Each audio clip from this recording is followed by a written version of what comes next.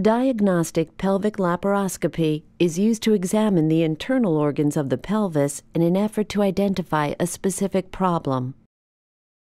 You might be advised to undergo diagnostic pelvic laparoscopy if you have pelvic pain or a mass, an abnormal accumulation of fluid, or difficulty becoming pregnant.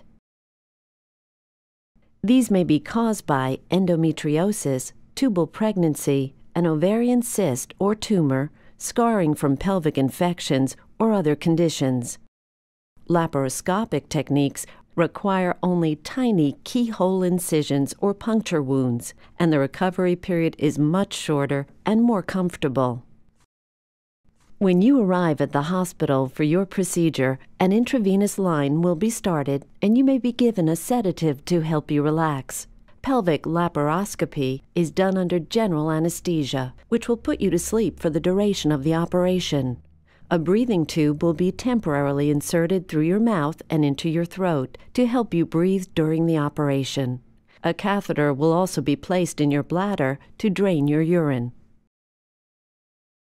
An uncomplicated diagnostic laparoscopy may take as little as 30 to 60 minutes. Your surgeon will gain access to the interior of your pelvis by using a sharp instrument called a trocar to make a small half-inch opening or port just below your navel or umbilicus.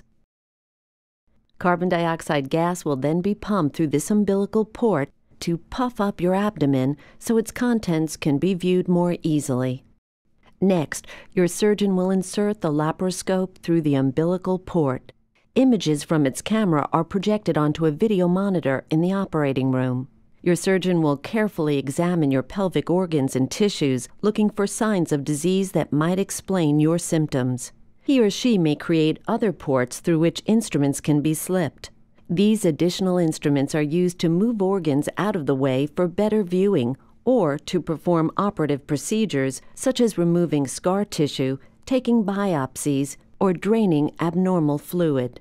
When the laparoscope and other instruments are removed, a special gas valve is left in place briefly to allow all the carbon dioxide to escape from the abdomen. The keyhole incisions are closed with just a few sutures or staples and then covered with bandages. After your surgery, your breathing tube will be removed and you will be monitored in the recovery area. Your catheter will be removed shortly thereafter, and you will be given pain medication as needed. Your intravenous line will come out when you can drink liquids. Most patients are released within a few hours of the procedure.